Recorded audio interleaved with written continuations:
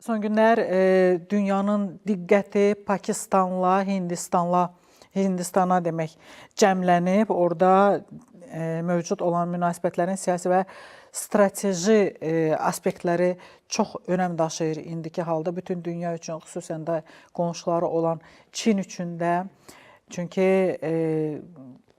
bu münaqişə qızışsa və daha qızğın fazaya keçsə, çox ziyan çəkənlər də olacaq.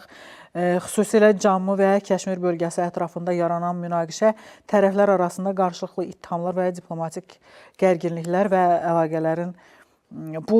əlaqələrin mahiyyətini daha da mürəkkəbləşdirir.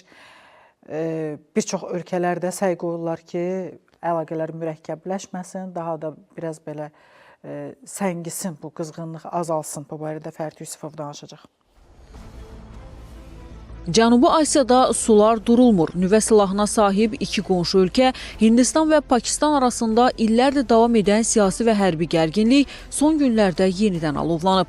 Pahalqam bölgəsində baş verən və insan itkilərinə səbəb olan son hücum tərəflər arasında qarşılıqlı ittihamların və diplomatik qarşıdurmaların yeni mərhələsini başladıb.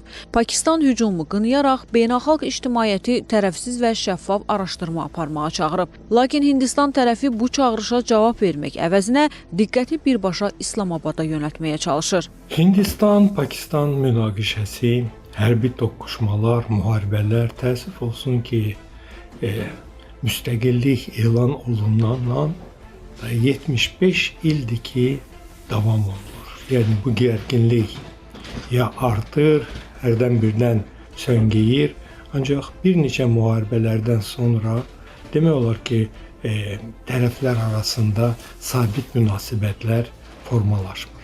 Pakistan daim sülh və dialoqa sadiq qalmış, qarşılıqlı əməkdaşlıq və regional sabitliyin vacibliyini vurğulamışdı. Lakin Hindistan tərəfi bu çağırışlara cavab vermək əvəzinə bir tərəfli və təxribat xarakterli addımlar atmaqda davam edir. Yaxın keçmişdə Hindistanın işğalı altında olan Kəşmir bölgəsində turistik Pahlaqam ərazisində baş verən hücumda bir neçə turistin həyatının itirilməsi ilə bağlı Hindistan dərhal Pakistanı ittiham etmişdi.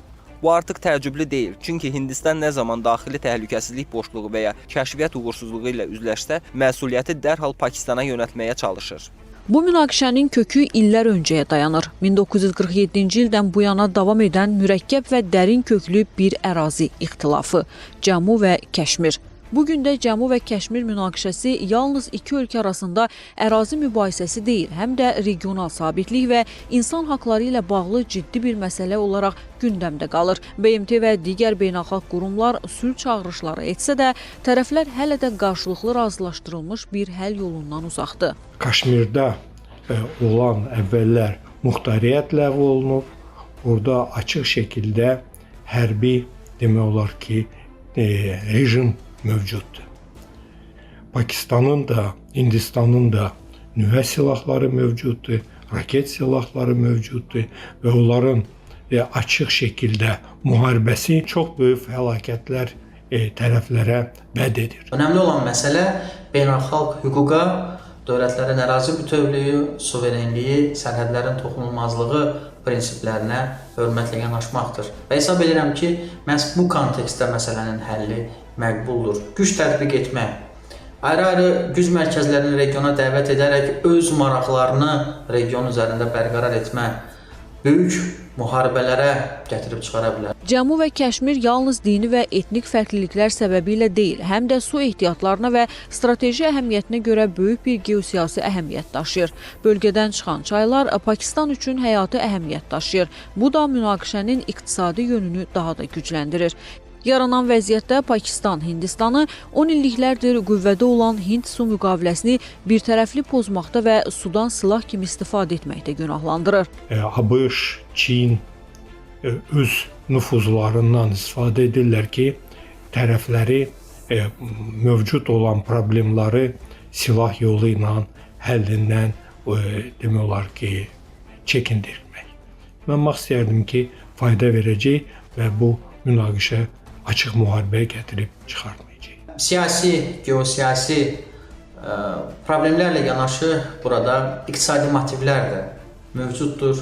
Çünki ehtimal etdiyimiz kimi burada su hövzələri, çaylar, okeanlara çıxış uğrunda da bu müharibəni adlandırmaq olar və bu da əvvəlki dövrlərdə də proqnozlaşdırdığımız kimi hidromüharibələrin də bir əyani nümunəsi kimi özünü göstərməkdədir. Bu qarşıdurmanın diplomatik yollarla həll edilib edilməyəcəyi, yoxsa daha ciddi nəticələrə yol açacağı yaxın günlərdə məlum olacaq. Dünya isə necə deyərlər, nəfəsini tutub Cənubi Asiyaya baxır. Fərid Yusifov, Hürü Əliyeva, Günəson.